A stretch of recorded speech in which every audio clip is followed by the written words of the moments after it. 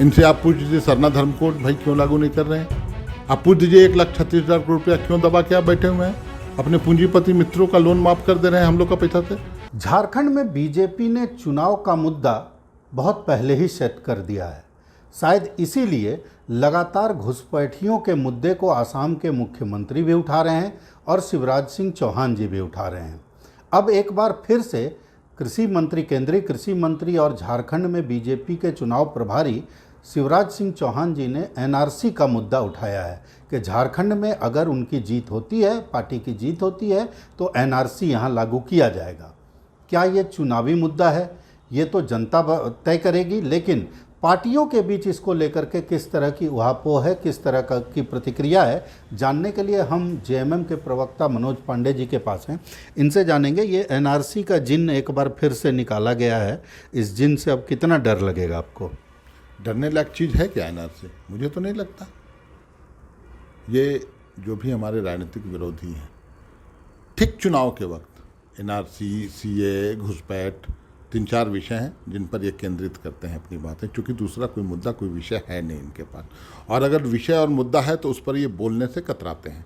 झारखंड में चुनाव प्रचार के दौरान इनसे आप पूछ दीजिए पिछड़ों के आरक्षण के बारे, चुप लगा बैठेंगे।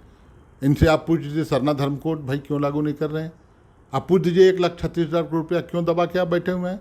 अपने पूंजीपति मित्रों का लोन माफ कर दे रहे हैं हम लोग का पैसा से, चुप हो जाएंगे। अगर कुछ है घुसपैठ के खिलाफ, आप चाहते हैं कि कुछ ठोस कार्रवाई करें और उसके तहत एनआरसी की बात करते हैं, तो पहले आप ये बता दीजिए कि जो घुसपैठ से पीड़ित 3 राज्य हैं प्रमुख रूप से, जिसकी चर्चा हिमंता बिस्वा शर्मा ने भी की है, बंगाल, असम और त्रिपुरा। तो त्रिपुरा और असम में तो डबल इंजन की सरकार है, आपकी सरकार है। वहाँ क्या आपने लागू किया तो कितने लोगों को आपने डिपोर्ट कर दिया, कितने लोगों को नागरिकता समाप्त कर दी, कितनों को असम से बाहर कर दिया। ये आंकड़े आप दे दें। अरे तो क्यों बेवकूफ़ बनाते हो भाई? नहीं तो मिला जुला करके अगर देखा जाए तो चुनावी मुद्दा तो ये लगातार बनाया जा रहा है बीजेपी की तरफ से, जैसा कि आप लोग बता रहे हैं। तो अब अंतिम समय में एक बार फिर से इसको लेकर के ये एग्रेशन, ये मतलब पार्टी आप लोगों के लिए तो परेशानी का सबब बनेगा। देखिए, मैं फिर बोल रहा हूँ, ये एग्रेशन नहीं, ये हताशा है। आप ऐसे मुद्दे को उठा रहे हैं जो मुद्दा जाकर गाँवों में टाँ फिक्स हो जा रहा है, वो मुद्दा बन ही नहीं पा रहा है। आप जाकर गाँव में बोलिए, भीड़ सुनना नहीं चाहती है, चल देती है उठकर। वो सुनना चाहती है कि भाई हमारे नेता को 5 महीना क्यों जेल रखा आपने, माटी का बेटा था, आदिवासी था, वही गुनाह था उसका, बेबुनियाद आरोप में। और फिर आके आप बोलिएगा चुनाव सिर्फ धार्मिक ध्रुवीकरण करके कि हम सीए, एनआरसी, घुसपैठ, बांग्लादेश करें। अरे बांग्लादेश को बिजली देने में आप आगे हैं, अपने उद्योगपति मित्र का प्लांट बैठा दिए और वहाँ से एकदम धकाधक बिजली जा रहा है फटाफट। क्या है ये? अपना सोच नज़रिया बदलिए। अब पब्लिक को बेवकूफ़ मत समझिए, झारखंडी बोका नहीं है अब।